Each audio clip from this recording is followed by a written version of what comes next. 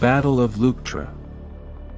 The Battle of Leuctra, which took place in 371 BCE, delivered Thebes a decisive victory over Sparta and cemented Thebes' position as Greece's most powerful city-state. The victory was won because to the Theban general Epaminondas' daring and clever pre-planned tactics, which shattered the Spartan hoplites and put an end to Sparta's centuries-long reputation of invincibility.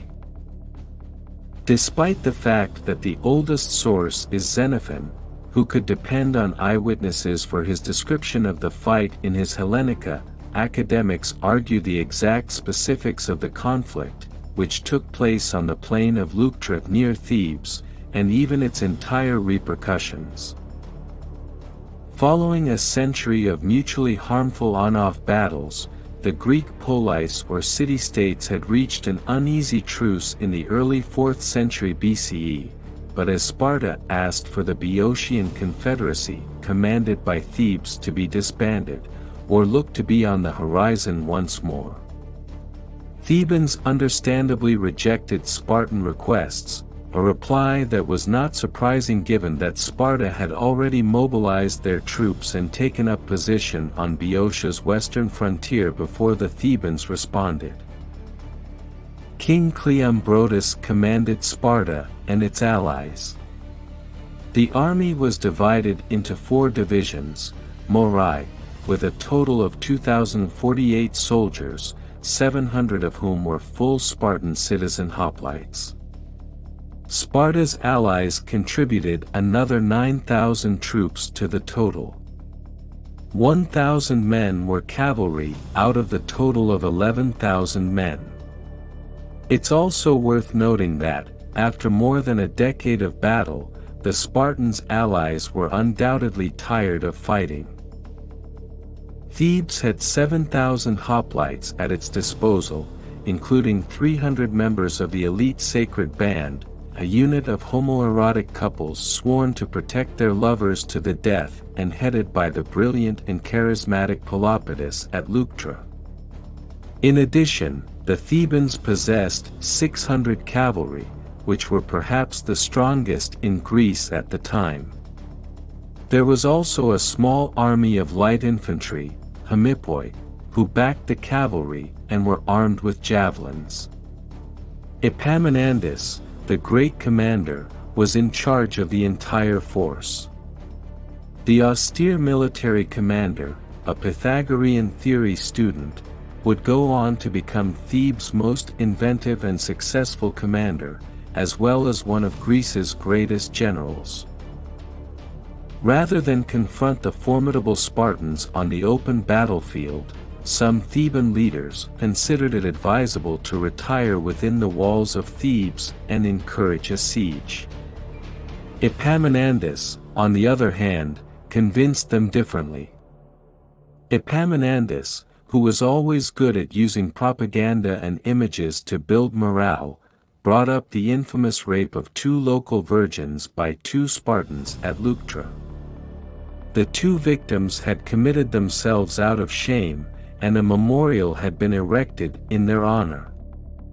Epaminondas is also credited with brandishing a snake and proclaiming that by striking the head of the snake, the Spartan army, the entire snake would perish, suggesting Spartan dominance of Greece. Cleombrotus lined up his forces in a phalanx formation of highly armored hoplites, 12 men deep with 2 wings. Cleombrotus took up position on the left side of the right wing, flanked by his elite Hippias, 300-man bodyguard. Epaminondas was far more creative, positioning his cavalry and light infantry in front of his phalanx formation. He built his left wing extremely deep, 50 rows of soldiers, and his lines thinner than the Spartans, rejecting the tradition of having one's right side the strongest. The sacred band was likewise stationed on the left wing, 8 to 12 men deep, with the Boeotian allies on the right wing.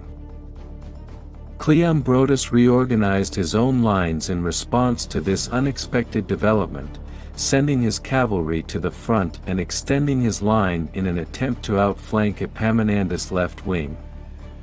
Cleombrotus' immediate left side was exposed as a result of this relatively complex series of battle maneuvers, and because the Spartan cavalry were no match for the Thebans, who quickly routed them, the Spartan horsemen were forced back onto their own lines and through the gap that had opened on Cleombrotus' left. The Thebans pursued them into this chasm, causing havoc among the Spartan formation.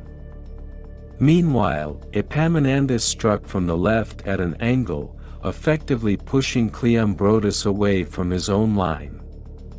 Epaminondas assaulted the Spartan Hippias with his own right wing somewhat behind him in an echelon formation to defend his own vulnerable flank.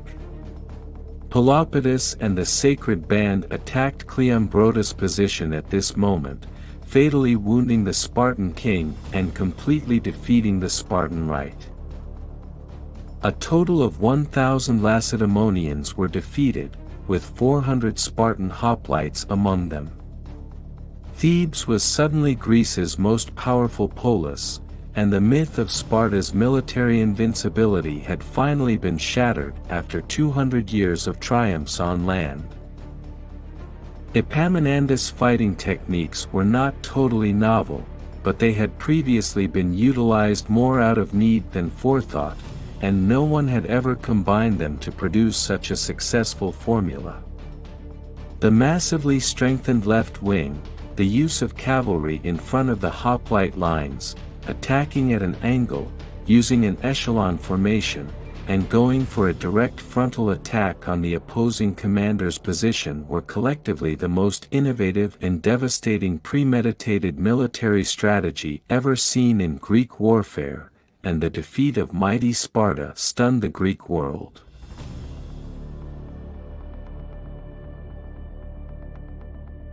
Sparta's defeat caused the Peloponnesian League to disintegrate, as many of her allies went independent or shifted allegiance to Thebes as a result of Sparta's defeat. The Messenian Helots were released, a new polis of Messene was created, Mantinea, which had died out under Spartan domination, was resurrected as a prosperous polis, and a new polis, Megalopolis, Megalopolis, was founded in Arcadia, to keep Sparta in check.